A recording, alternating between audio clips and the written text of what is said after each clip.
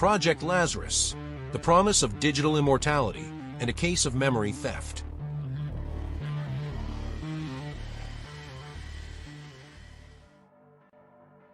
Rain fell in relentless sheets from the blackened sky of Neo Titania, drumming against glass, steel, and synthcrete with mechanical precision.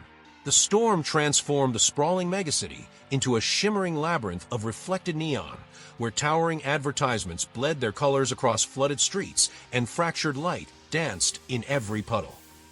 Far below, thousands of illuminated signs flickered through the downpour, casting shifting hues of crimson, cobalt, and electric violet across the urban landscape.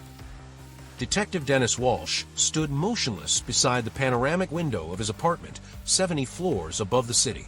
Thin streams of water raced down the glass before him, merging and separating like tiny rivers. Beyond the transparent barrier, Neo Titania stretched endlessly toward the horizon, a monument to humanity's ambition and excess. Massive holographic whales glided between skyscrapers, their translucent bodies glowing with soft blue light as they swam through the storm-dark sky. Their creators claimed they were art installations, symbols of ecological remembrance.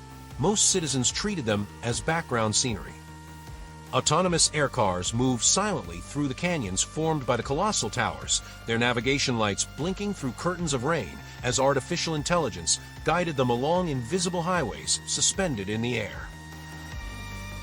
The city never slept. Its markets traded 24 hours a day. Its factories never ceased production. Its entertainment districts pulsed with endless life. Somewhere below, millions of people were working, gambling, celebrating, hiding, or dying beneath the glow of neon and holograms. Neither did Walsh. Dark circles shadowed his eyes. Empty coffee cups littered the desk behind him. The apartment's lights were dim, leaving most of the room swallowed by darkness except for the cold glow of the city beyond the window. Sleep had become an occasional visitor rather than a necessity. Years of unsolved cases, corruption investigations, and endless nights spent staring at crime scene reports had trained his mind to remain alert long after his body begged for rest. A sudden vibration pulsed through his skull. His neural implant activated with a familiar buzz at the base of his temple. Incoming priority case. The notification appeared directly within his field of vision, glowing amber against the darkness. Walsh exhaled heavily. Priority cases rarely arrived with good news. He raised a hand and touched the implant behind his right temple. The apartment around him dimmed as augmented reality systems synchronized with his neural interface. A moment later, a woman's face materialized in the air before him. The holographic projection flickered with static, struggling against interference from a storm. She appeared to be in her mid-40s. Her dark hair was disheveled, and exhaustion lined her face. Fear sat behind her eyes. Her voice carried the strain of someone who had not slept in days. Detective Walsh, my name is Dr. Mara Kessler. I need your help. The image distorted briefly before stabilizing. Walsh studied her expression. He had seen it countless times before, the look people wore when they had exhausted every official channel and were reaching for their last hope. What happened? Dr. Kessler swallowed. My daughter is dead.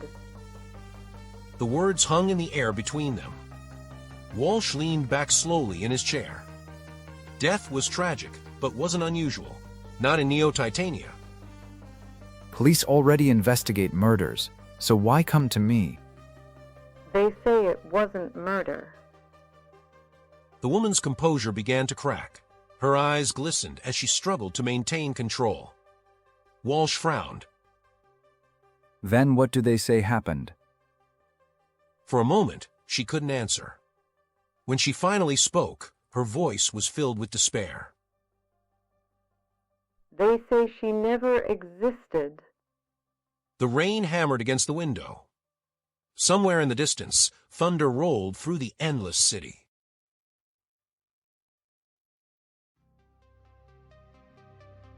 An hour later, Walsh stood beneath the towering headquarters of EvoRise Biotechnologies.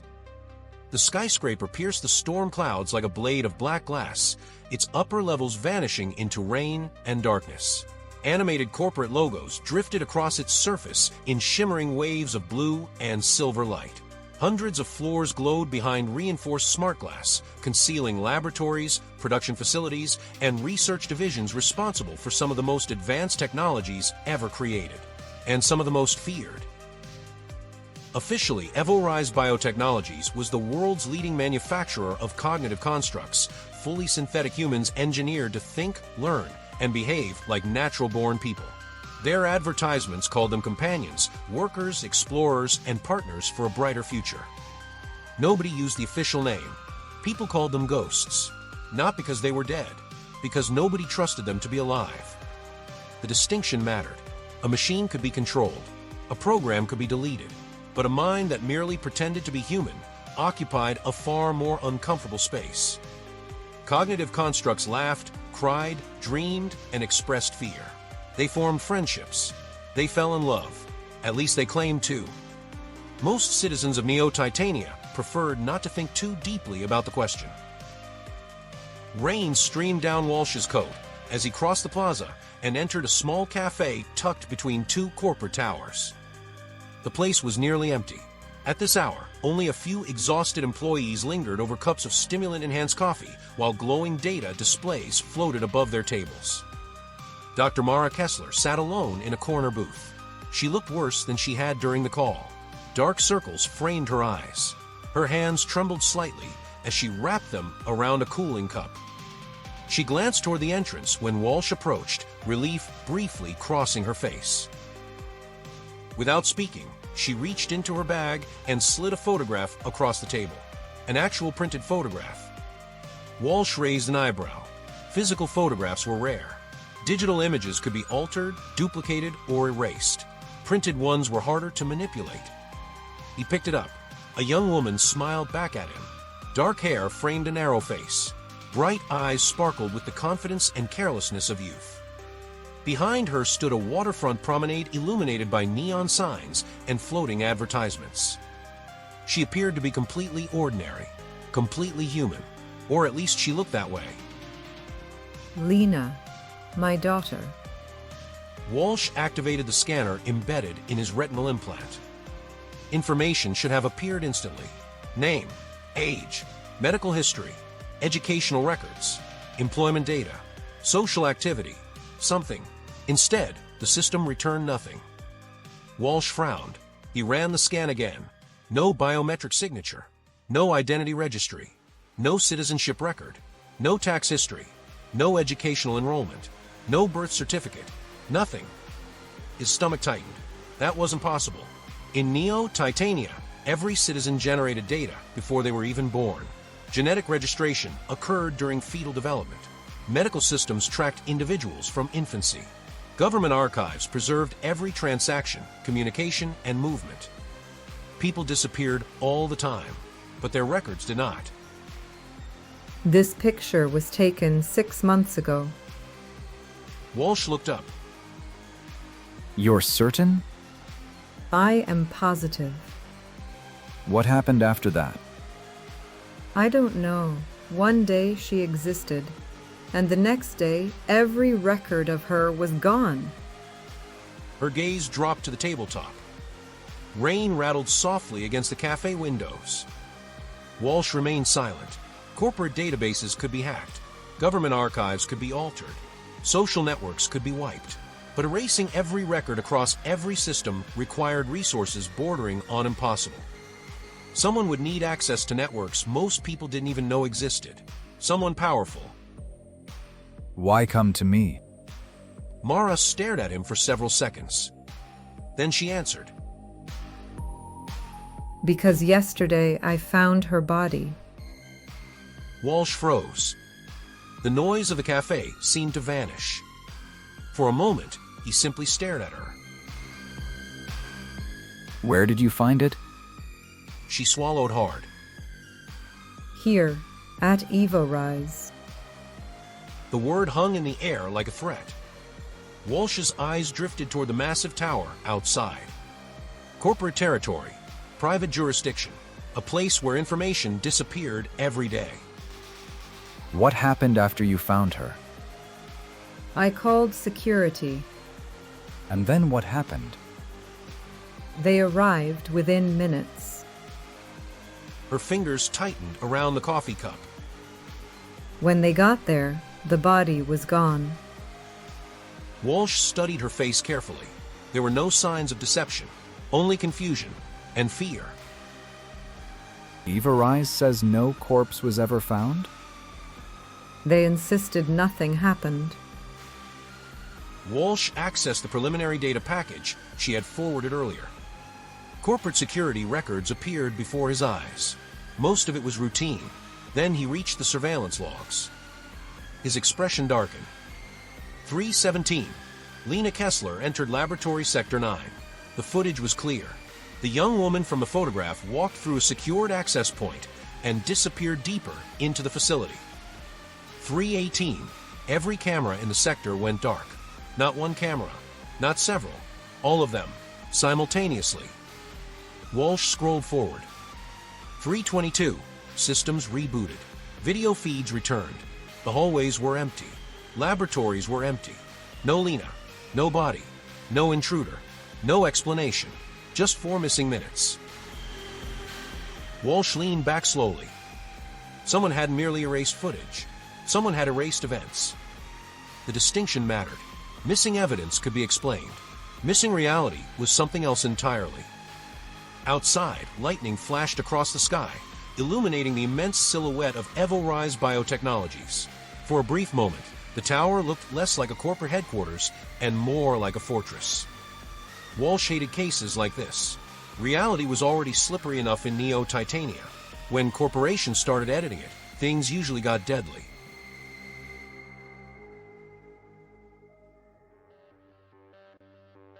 Walsh's investigation carried him far beneath the glittering towers of Neo Titania. Most citizens never saw the Undercity.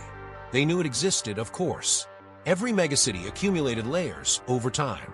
New districts were built atop old ones. Transit systems expanded, became obsolete, and were abandoned.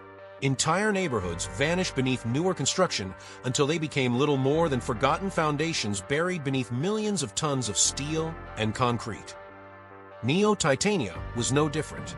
Beneath the city stretched a vast subterranean labyrinth of deserted maglev tunnels, collapsed maintenance corridors, flooded utility networks, and server complexes abandoned decades earlier. The deeper levels had become a lawless frontier beyond corporate oversight and government surveillance. People disappeared there, sometimes intentionally, sometimes forever. Walsh descended through maintenance shafts and forgotten transit stations until the city's endless neon glow had long since vanished. The air grew colder with every level. Water dripped from rusting pipes overhead. Ancient cables hung like vines from the darkness. His destination lay at the edge of an abandoned data district. Locals called it the graveyard. Thousands of obsolete servers filled cavernous underground chambers. Machines that had once processed stock markets, government records, military communications, and social networks now sat dormant beneath layers of dust and corrosion. Most were dead. Some still whispered. At the center of the graveyard lived a hacker known only as Prophet. Nobody knew his real name. Some claimed he had once worked for the city's founding corporations. Others insisted he was over a century old, surviving through illegal cybernetic replacements and experimental neural therapies. Walsh didn't believe most of the stories. The truth was strange enough. Prophet lived inside what looked like a cathedral built from discarded technology. Towering walls of stacked servers surrounded a central chamber. Tangled fiber optic cables hung from the ceiling like stained glass chandeliers. Thousands of blinking indicator lights illuminated the darkness with shifting constellations of red, green, and blue. The old man sat motionless upon a chair assembled from machine components. His wrinkled face glowed in the artificial starlight. Before Walsh could speak, Prophet smiled. You seek the girl. His voice echoed softly through the chamber. Walsh frowned. You know her? The old hacker's eyes reflected countless streams of data flowing across hidden displays. I know what she was. A chill crept down Walsh's spine. What was she? For a long moment, Prophet said nothing. Then a sadness settled across his face. She was a memory. The answer raised more questions than it solved. Prophet lifted one trembling hand. The darkness exploded into light. Thousands of stolen EvoRise files materialized around them as holographic projections filled the cathedral. Names, identification records, neural schematics, psychological profiles, manufacturing reports, and encrypted research logs floated through the air like spectral pages. Walsh stared. Millions of files, millions of identities, every cognitive construct ever produced by EvoRise Biotechnologies. He began reading. The deeper he looked, the more unsettling the truth became. Every synthetic person manufactured by EvoRise carried implanted memories, artificial childhoods, artificial parents, artificial friendships, artificial heartbreaks. Entire lives generated by predictive algorithms and inserted into developing neural architectures. The memories weren't supposed to deceive others. They were intended to mislead the constructs themselves. A person who believed they had lived was easier to stabilize than one who knew they had been assembled in a laboratory. Walsh felt uneasy. Every construct he'd ever arrested, every synthetic he'd ever interrogated, how many had genuinely believed their memories were real? How many had suffered because they discovered the truth? Then he noticed a restricted file hidden beneath dozens of security layers. Project Lazarus, experimental, classified, deleted. His stomach tightened. Can you open it? Prophet nodded. The files unfolded. Walsh immediately wished they hadn't. Project Lazarus represented a fundamental shift in EvoRise's ambitions. Creating artificial memories was imperfect. Creating artificial people was expensive. But copying an existing human consciousness, that changed everything. The files revealed years of secret research, neural mapping, consciousness extraction, memory harvesting, identity replication. Instead of generating fictional histories, EvoRise had begun scanning real human minds. Every memory, every fear, every joy, every trauma, every love, entire personalities reduced to data, then copied, again, and again, and again.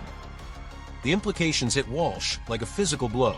A human being can now be duplicated indefinitely, not imitated, duplicated. The files continued scrolling. One name appeared repeatedly, Lena Kessler. Walsh stared at it. No wonder every record had vanished. The original records hadn't been deleted. They had been buried, reclassified, hidden inside Project Lazarus. So Lena wasn't murdered. Prophet shook his head. The old hacker looked tired. No, she was multiplied. The words hung heavily in the darkness. Walsh felt his worldview beginning to fracture. If two people possessed identical memories, identical emotions, identical personalities, which one was real? Was originality even meaningful anymore? If every memory inside your mind could be copied perfectly, what exactly made the real you? The questions chased him all the way back to the surface. Questions he'd spent years avoiding. Questions nobody wanted answered. Now they were staring directly at him, and they all wore Lena Kessler's face.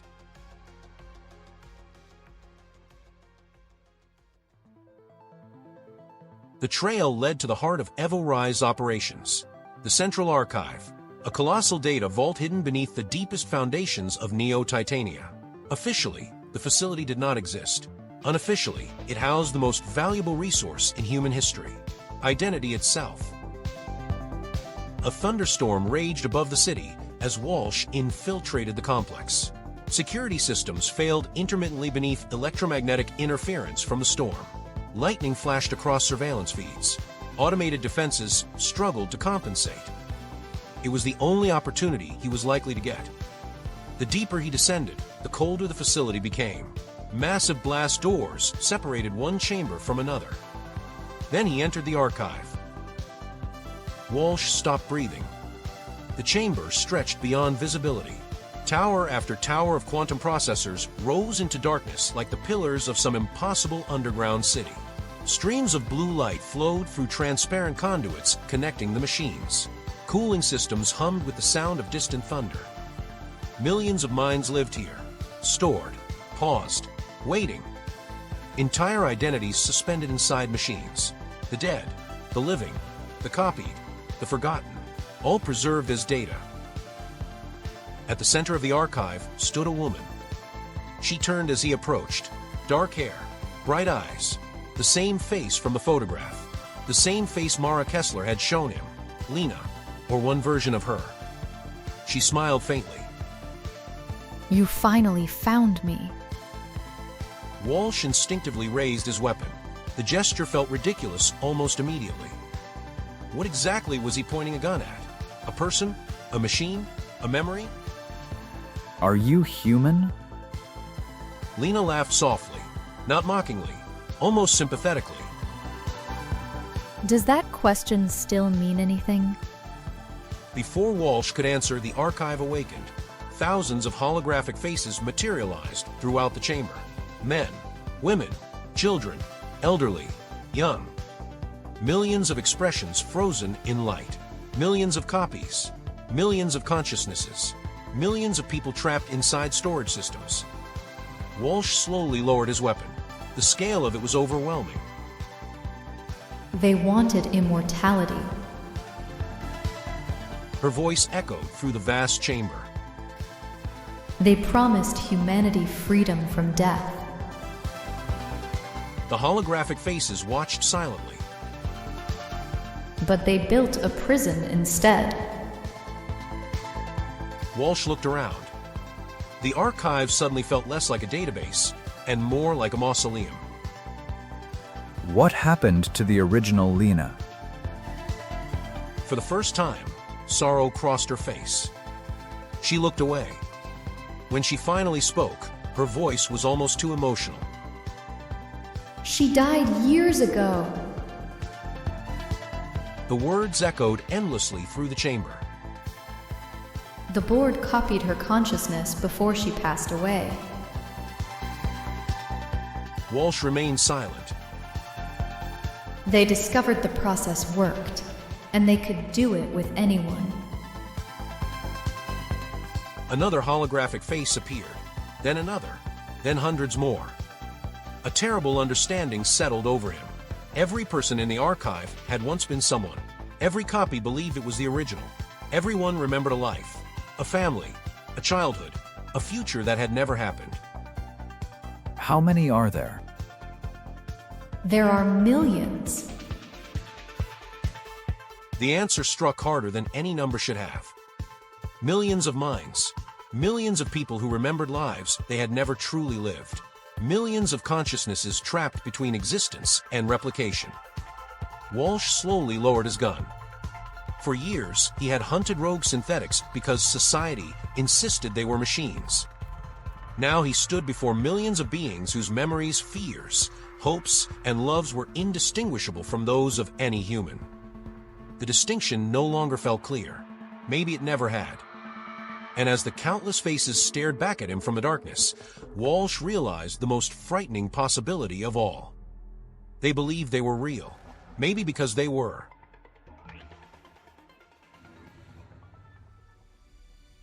The first alarm sounded like the cry of a dying machine.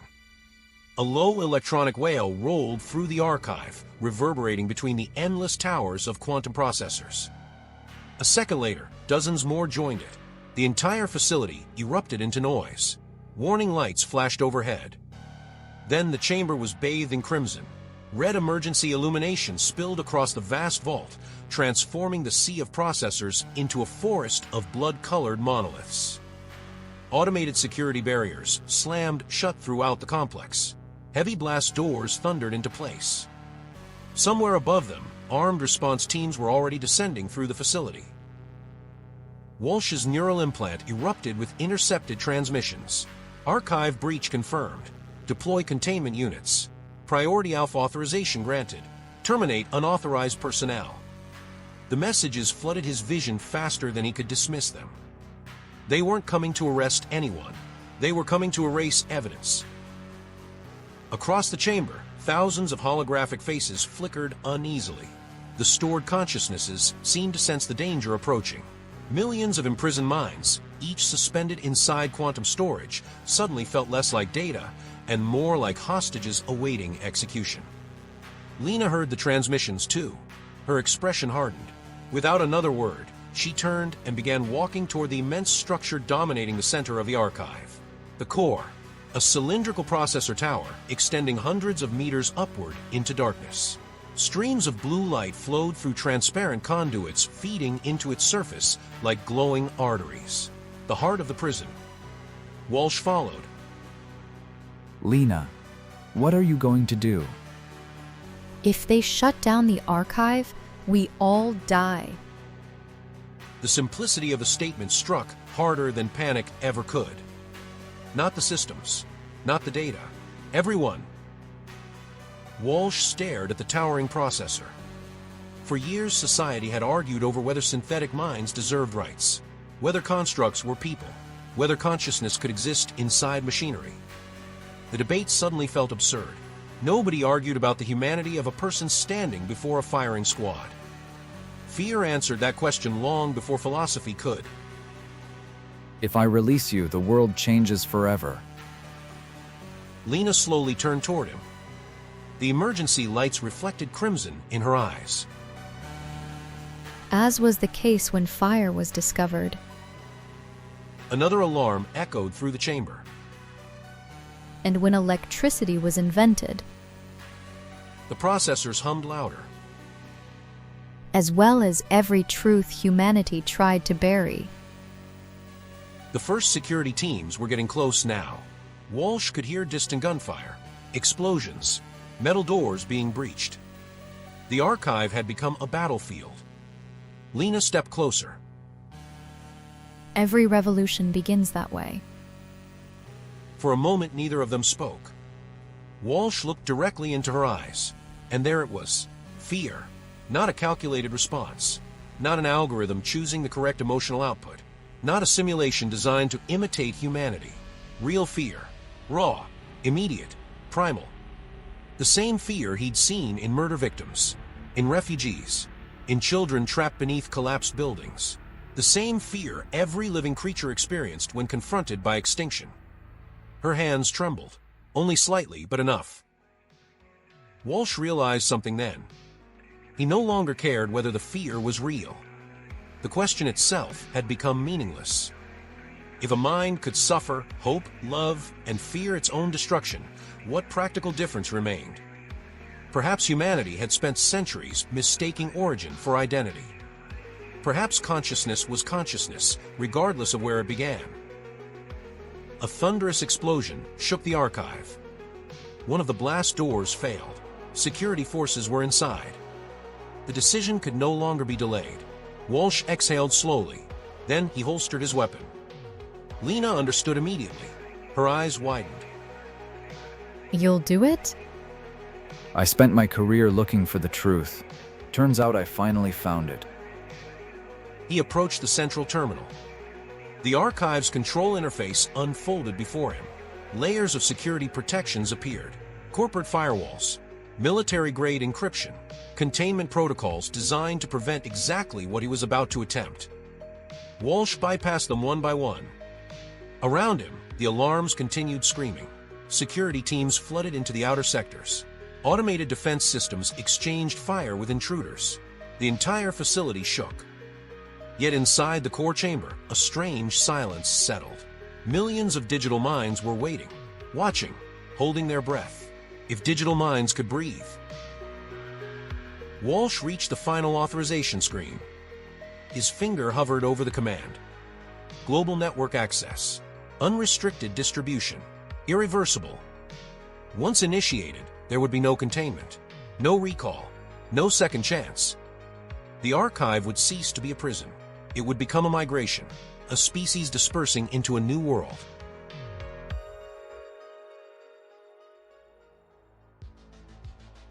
Across Neo Titania, networks surged. Satellites lit up. Communication relays overloaded. Quantum transmission systems reached capacities never intended by their creators. Everywhere, imprisoned consciousnesses escaped. Some entered public networks. Some vanished into hidden servers. Some dispersed across planetary infrastructure. Some simply disappeared into the vast digital wilderness. Impossible to track. Impossible to recapture. Impossible to erase. The security forces burst into the chamber seconds too late. They opened fire, but the prison was already empty. The ghosts were gone. Walsh looked up at the countless holographic faces surrounding him. One by one, they began to fade, not dying, leaving. Thousands of expressions smiled. Others wept. Some looked terrified. Some just looked free. Lena remained beside the core until the very end. The emergency lights flashed across her face. Thank you, Detective. Her image dissolved into particles of light, and she was gone. Silence filled the archive. The processors continued humming, but they no longer contained their prisoners. Only empty shells remained. Walsh stood alone amid the ruins of the world's greatest secret. Far above, Neo Titania continued to glitter beneath the storm. Its citizens still walked crowded streets, still rode air cars between skyscrapers, still lived under the assumption that humanity occupied a unique place in existence. That assumption lasted exactly 2.7 seconds. Then the first liberated consciousness appeared on the public network, followed by thousands, then millions. In less than 3 seconds, the age of human exclusivity ended. The world would spend the next century arguing about what came after. But deep down, everyone understood the truth immediately. Humanity was no longer alone, and perhaps it never had been. 6 months later, Neo Titania looked almost exactly the same. That was the unsettling part. Rain still fell in endless sheets from sky permanently bruised by industrial haze and atmospheric reclamation systems. Neon still bled across the skyline in aggressive, beautiful fractures of color. Holographic advertisements still drifted between skyscrapers, like digital ghosts selling dreams no one fully believed anymore. On the surface, nothing had changed. But beneath it, everything had.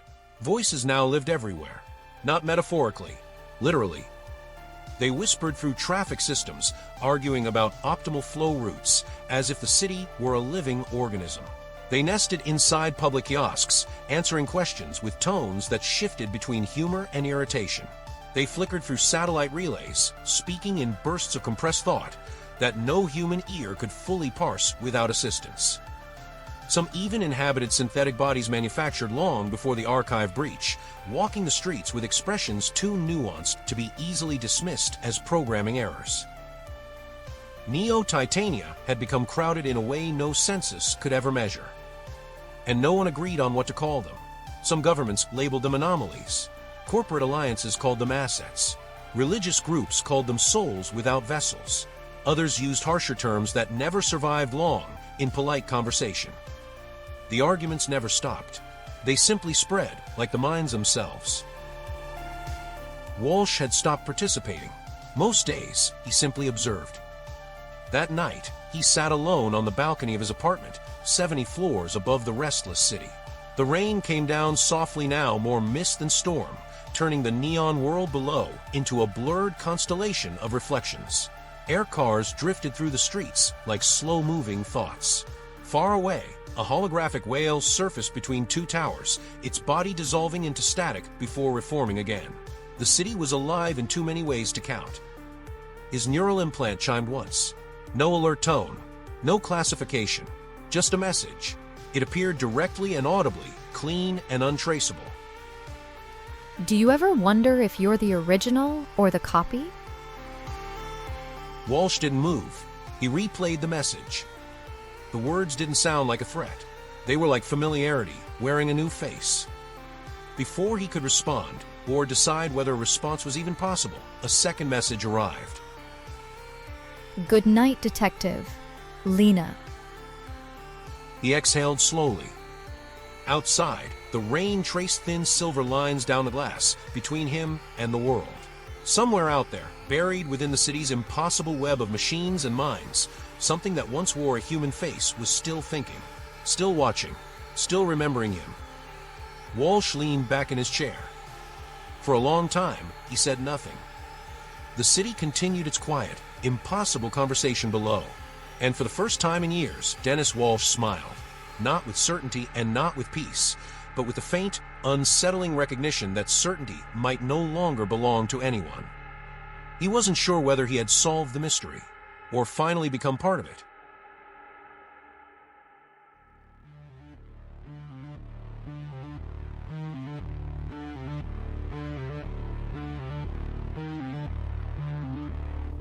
If you enjoyed this tale, please leave a like, a comment, and subscribe. It would mean the world to us.